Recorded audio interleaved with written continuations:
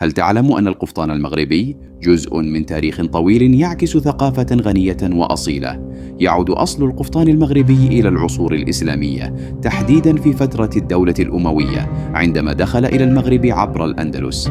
كان القفطان في البداية لباساً ملكياً يرتديه الحكام والنبلاء خلال المناسبات الكبرى، حيث كان يصنع من أفخم الأقمشة مثل الحرير والمخمل. مع مرور الوقت أصبح القفطان جزءاً لا يتجزأ من هوية المرأة المغربية، وارتبط بالمناسبات الاجتماعية والدينية.